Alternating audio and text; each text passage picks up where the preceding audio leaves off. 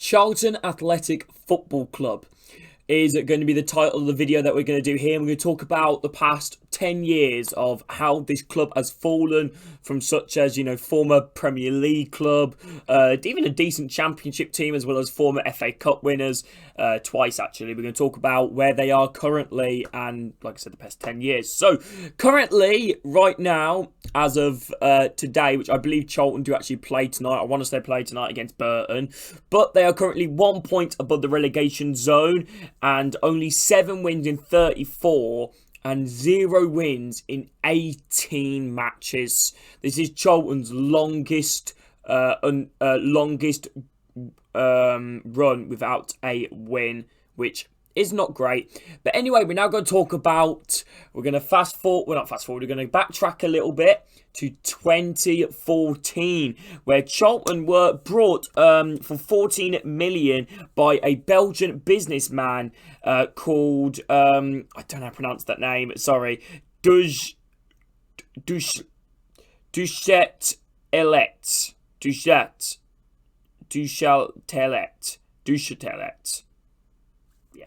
Right, in 2016, Charlton were actually relegated after multiple manager attempts to rescue them from obviously relegation, such as Bob PTS, Guy London, Carl Freyre, and Jose Riga. So yeah, them are all the managers that have tried to keep them up since then. Some of them did, but eventually they did manage to fall out and get relegated. Protests began and Carl Robinson became the manager and led them to a 13th finish in League One. And he battled for the playoffs. However, a dip in form, he mutually agreed to leave Charlton Athletics. It was kind of one of them. I think he was agreed to be sacked, but he did officially resign just to save the club some money, I'd imagine. He was replaced by Lee Bowyer, who, if you guys don't know, Lee Bowyer, formerly a player of Leeds United, Newcastle, Birmingham, Ipswich, who guided them to a 6th place finish, but lost in the semi-finals. He was then appointed permanent manager of Charlton, where he managed to finish 3rd in the table and beat Sunderland 2-1 in the playoff final, with Patrick Bauer, the German centre-back, scoring a late goal. I remember that very well because I remember watching it. And then they got back into the championship. In 2019, in November, Charlton were acquired by East Street Investments from Dubai, which was subject to EFL approval. Approval was granted, however, in March, a disagreement between the so-called new owners after the main investor pulled out of the move, and the EFL decided to unapprove the takeover. So they were still, the Charlton owners, but not officially. Right, and improved the takeover. The stadium and the training ground were still owned by Dissect, the earlier guy that we talked about, Belgian businessman who has owned many clubs around the world. This is one of many. And a transfer embargo was in place as the new owners did not provide the funds to be able to pass the owners and directors test. So yeah, that is not great, because usually what you have to do when you take over a football club, usually have to show proof of funds that you can run the club for, I believe it's 12 or 18 months. So you have to show proof that you can run the club for that long, minimum is the deadline for that one. Has to be minimum 12 or 18 months. The EFL investigated the Charlton takeover and the misconduct regarding it. In June 2020, Paul Elliott acquired the club and contacted the EFL to finalise a takeover. However, disagreements between Paul Elliott and ESI, East Street Investments, after legal battles between both of them, kept going over and over and over for quite a decent amount of time to prevent Paul Elliott making the takeover. It failed in the end, and Paul Elliott was fined and dismissed for challenging directors as well, because there was also a director with East Street Investments and then was, obviously dismissed. So yeah, that is obviously not great right there. Just have, that many people in around your directors' tests, and completely full, of people that are trying to push through the takeover, other people disagreeing, and just became an absolute circus, really.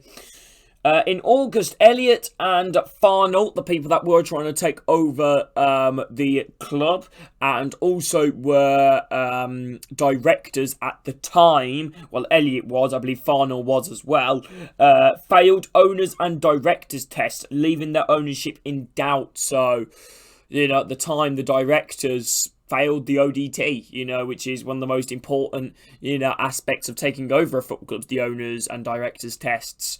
So yeah, Charlton relegated to League One, after obviously their promotion. After finishing 22nd because of COVID. Not necessarily because of COVID relegated them, but, they had to finish the rest of the season behind closed doors. I remember they started the season very well, actually.